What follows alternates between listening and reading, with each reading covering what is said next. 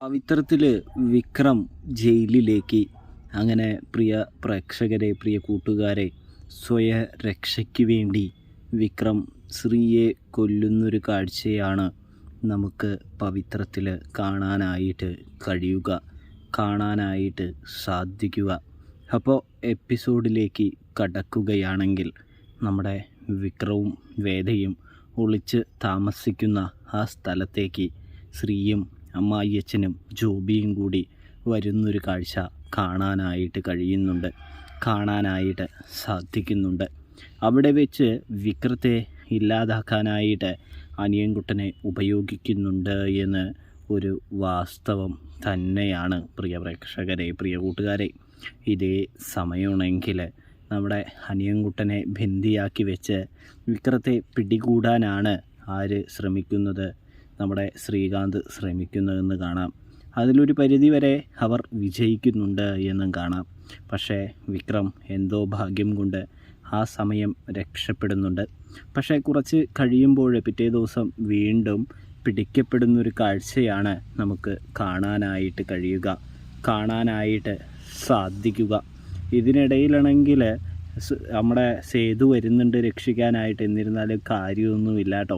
സ്വയരക്ഷയ്ക്ക് വേണ്ടി വിക്രം ശ്രീകാന്തിനെ കൊല്ലുന്നൊരു കാഴ്ച കാണാൻ കഴിയും. വലിയൊരു ഫൈറ്റ് തന്നെ ഇതിനിടയിൽ നടക്കുന്നുണ്ട് എന്ന്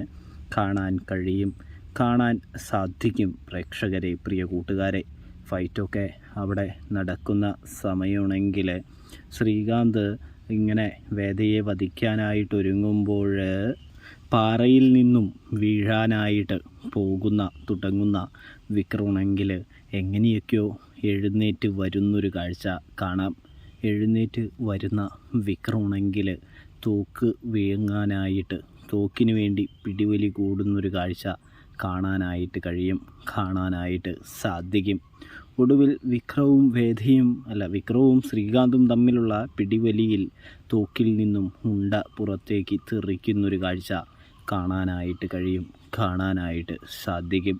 ആ ഉണ്ട ശ്രീകാന്തിൻ്റെ നെഞ്ചിൽ തറയ്ക്കുമ്പോൾ വിക്രം ശ്രീകാന്തിൻ്റെ കഥ കഴിക്കുന്നൊരു കാഴ്ച കാണാൻ സാധിക്കും. പ്രേക്ഷകരെ, ഇതേ സമയം വിക്രത്തെ പോലീസ് അറസ്റ്റ് ചെയ്യുന്നൊരു കാഴ്ചയും നമുക്ക് കാണാനായിട്ട് കഴിയുന്നുണ്ട്. അങ്ങനെ പോലീസ് അറസ്റ്റ് ചെയ്ത് കോടതി വിക്രത്തെ റിമാൻഡ് ചെയ്യുന്നൊരു കാഴ്ച കാണാൻ സാധിക്കും. അങ്ങനെ വിക്രവും വേദയും രണ്ടാകുന്നൊരു കാഴ്ച, വിക്രം ജയിലിലും വേദ പുറത്തുമായിട്ട് നിൽക്കുന്നൊരു കാഴ്ച, ഒരു സംഭവബഹുലമായ കാഴ്ചയാണ്.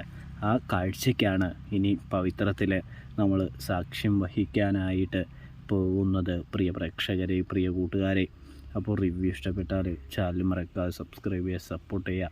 തെറ്റുകുറ്റങ്ങളുണ്ടെങ്കിൽ ക്ഷമിക്കാനായിട്ട്